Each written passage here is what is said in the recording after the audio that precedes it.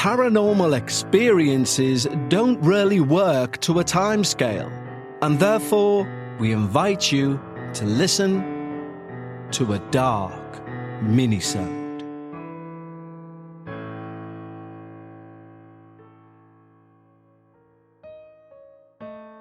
Hello everyone, and welcome back to the very first of this year's listener minisodes.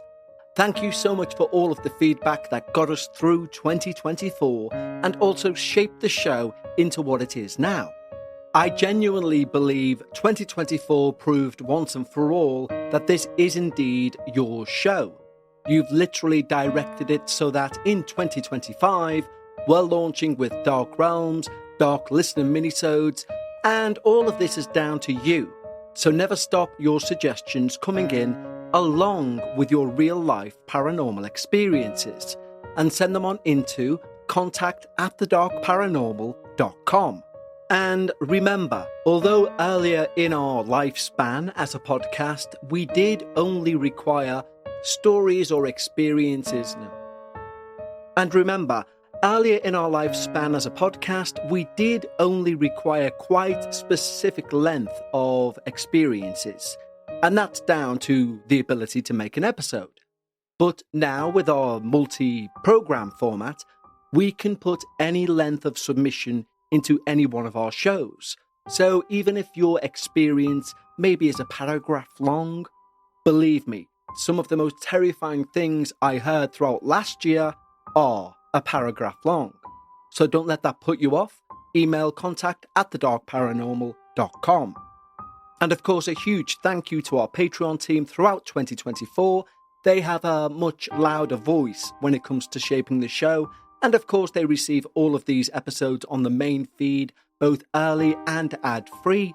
And if you'd like to join them, head over to patreon.com/thedarkparanormal. But right now, it's time for our very first Listener Dark Minisode of the year. And this comes in from Anonymous. Hi, I found your show recently, and I've been hooked ever since. Listening to the experiences of others has been a strange kind of solace for me. It made me feel less alone through what I've gone through.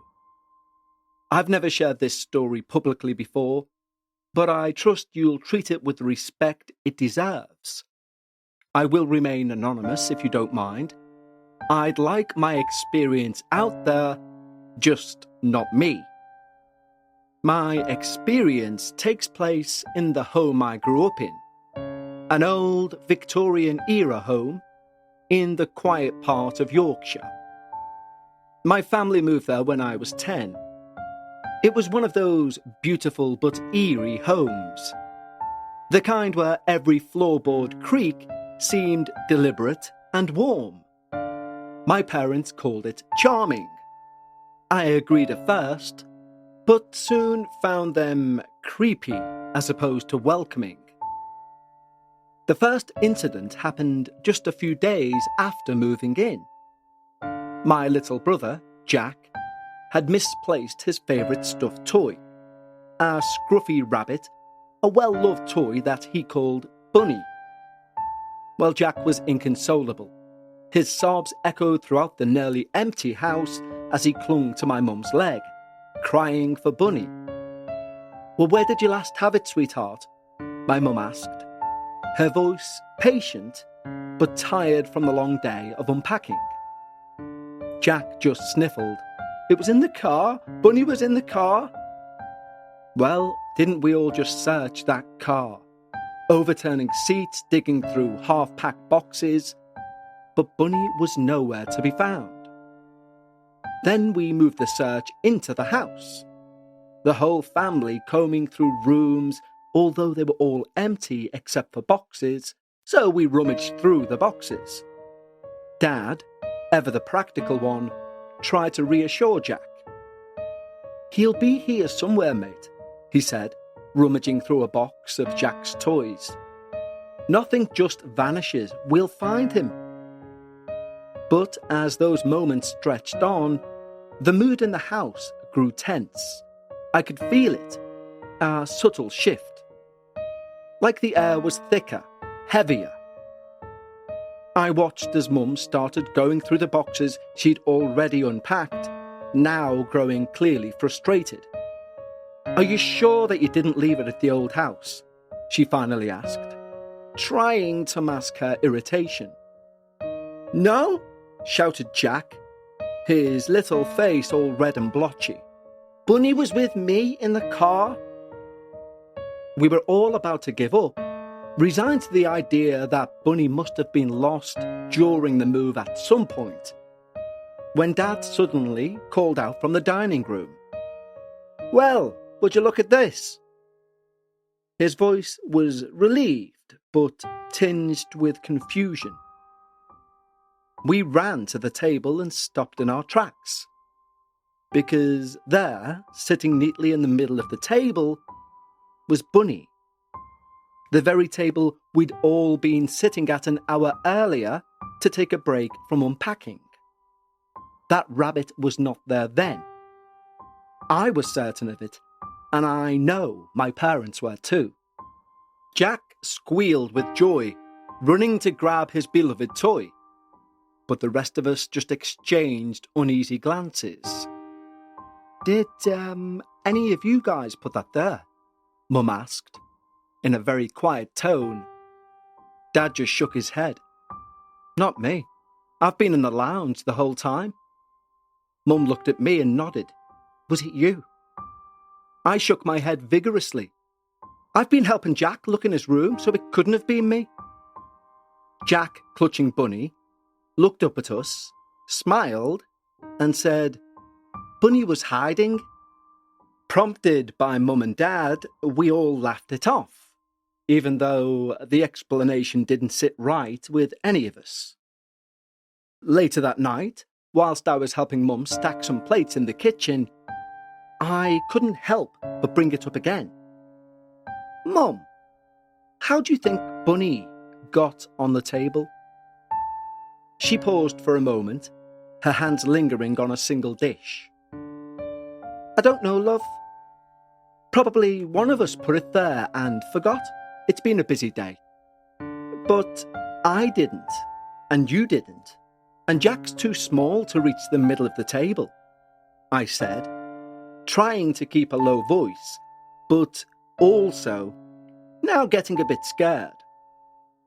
Mum gave me a small smile, but there was something in her eyes, a flicker of uncertainty. "Let's not make a big deal out of it, yeah? We've got enough going on without this." I nodded and she nodded back, but the unease stayed with me. That moment was like a quiet warning in what would become a much larger storm.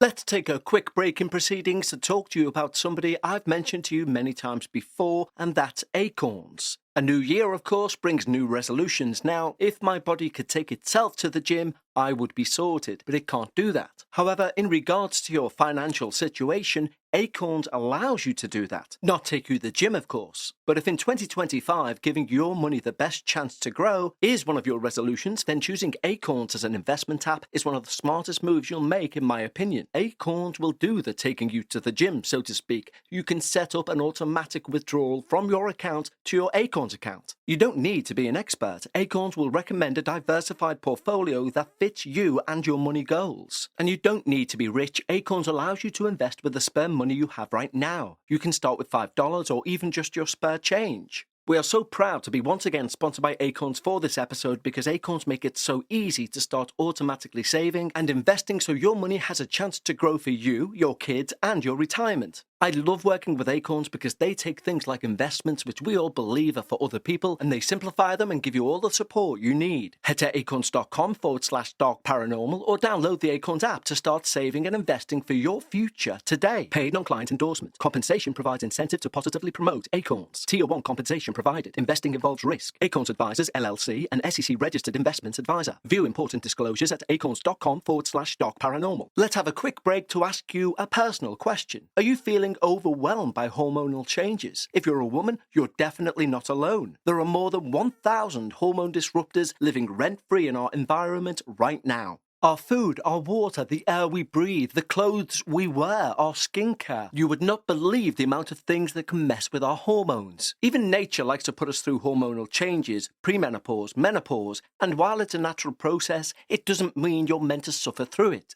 And the good news is, you don't have to suffer through it anymore because we now have Hormone Harmony, a formula made with only herbal ingredients that are shown to reduce hormonal symptoms in women of all ages. Happy Mammoth, the company that created Hormone Harmony, is dedicated to making women's lives easier. And that means using only science-backed ingredients that have been proven to work for women. They make no compromise when it comes to quality, and it shows. Hormone Harmony is not just a hormone-supporting supplement, it's become a phenomenon. Women cannot stop talking about it on social media. A bottle of Hormone Harmony sells every 24 seconds. And the biggest benefit? Feeling like myself again. That's what women mention over and over in their over 30,000 plus reviews for Hormone Harmony. For a limited time, you can get 15% off your entire first order at happymammoth.com. Just use the code DARKParanormal at checkout. That's happymammoth.com and use the code DARKParanormal for 15% off today. Lowe's knows how to help make your Super Bowl 59 party a touchdown. Let us help you prep your home to host with top brands like Charbroil, Blackstone, and LG, so you can be the MVP of game day. Plus, use the Lowe's app to find what you need for a seamless shopping run. Or huddle up with our Lowe's Red Vest associates to help make all your game time hosting decisions.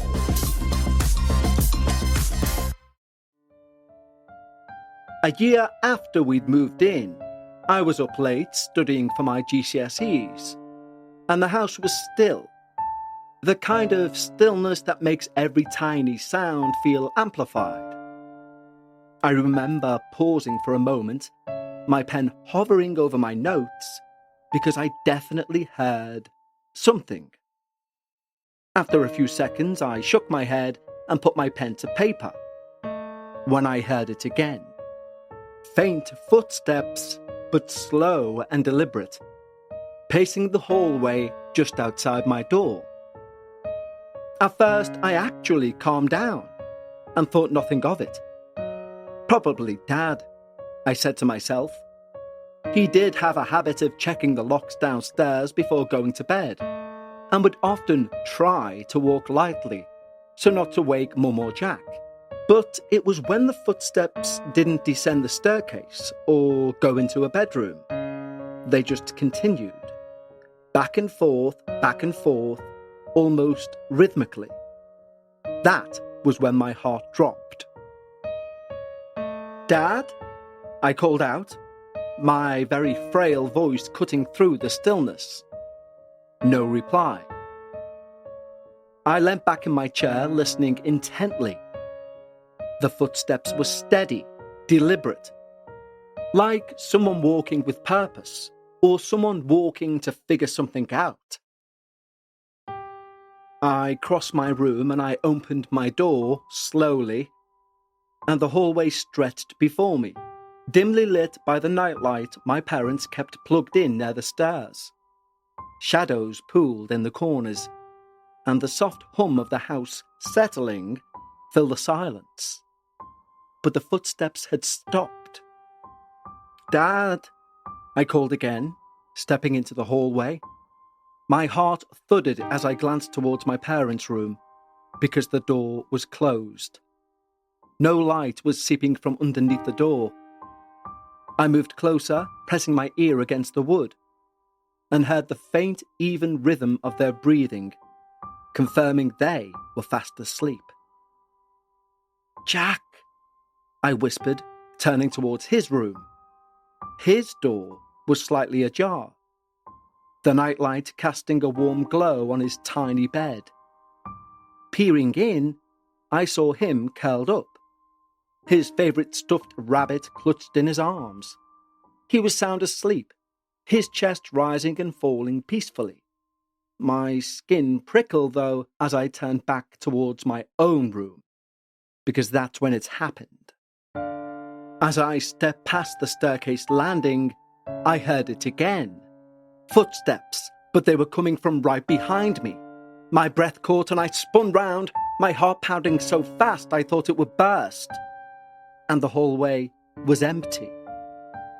I backed up towards my room, my steps unsteady, and I shut the door behind me with my now trembling hands. Leaning against it, I tried to steady my breathing, to just calm down. I closed my eyes and took some deep breaths. For a moment, I debated waking my parents, but something held me back. What would I even say? "Mum, Dad, I've heard footsteps." It would sound ridiculous. So I climbed back into bed and I pulled the covers to my chin. But sleep would not come. Every creak of that house felt amplified. I stared at the ceiling, my heart racing, until at some point exhaustion must have took over and I fell asleep.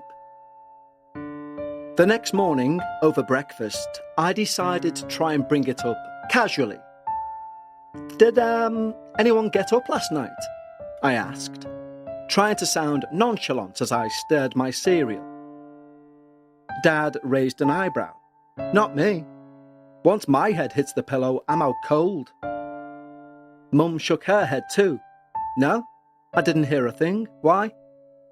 "No reason," I lied. And then I thought and said, "I just thought I heard someone walking round, that's all." Jack, always curious, piped up, "Did you see the ghost?" He grinned mischievously. His face lit up with excitement.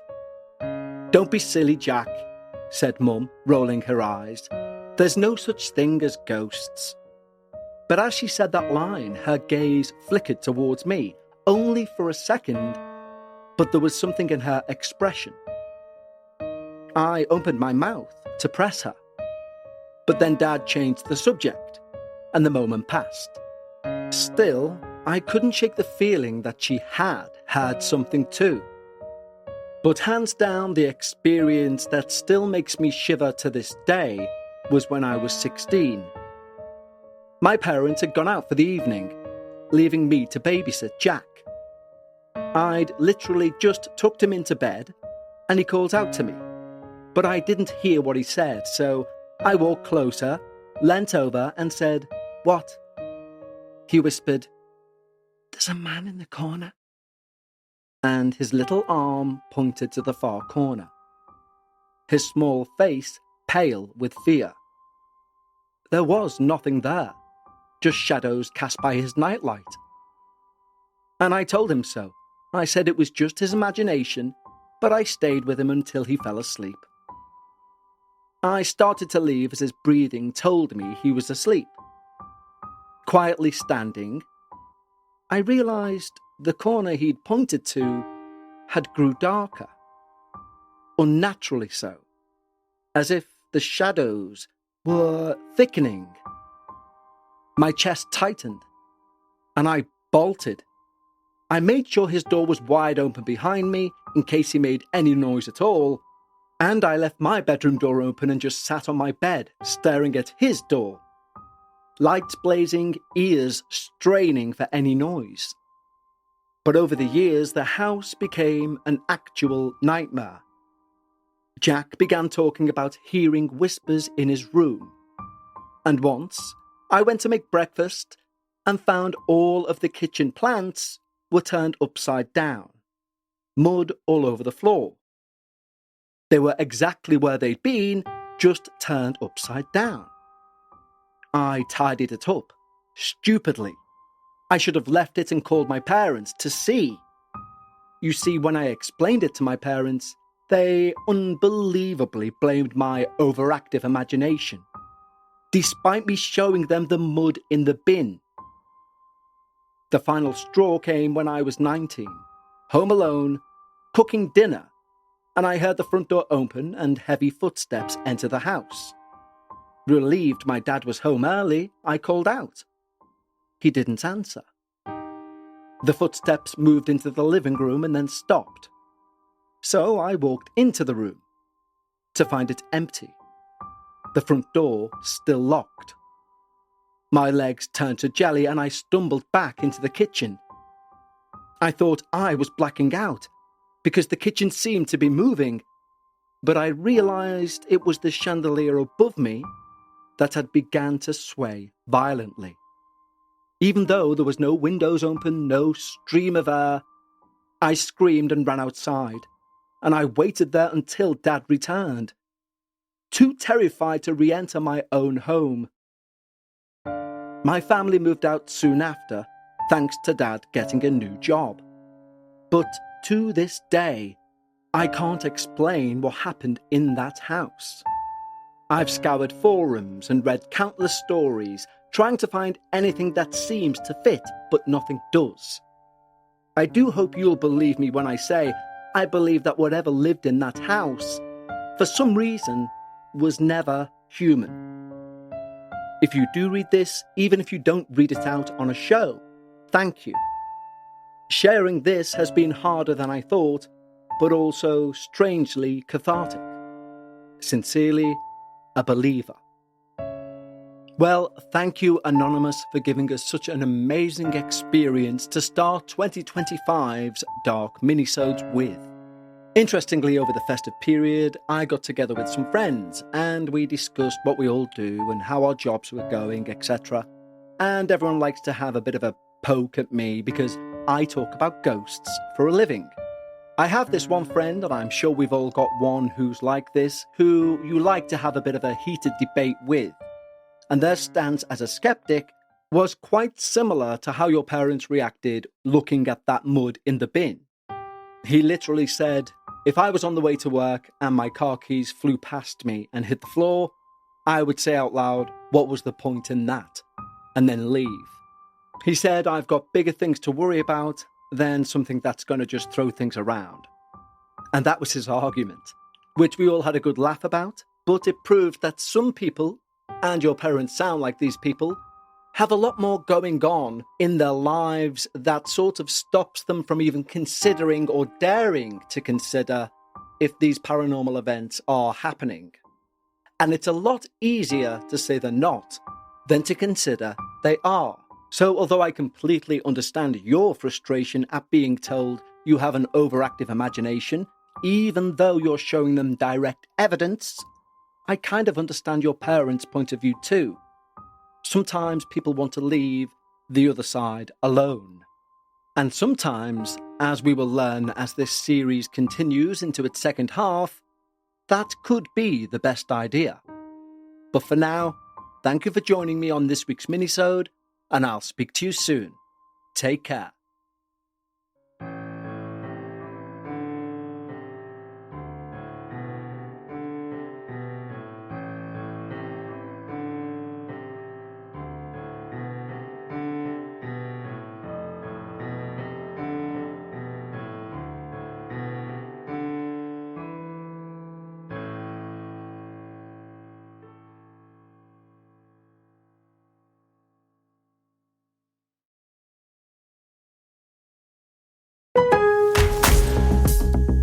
Lowe's knows how to help make your Super Bowl 59 party a touchdown.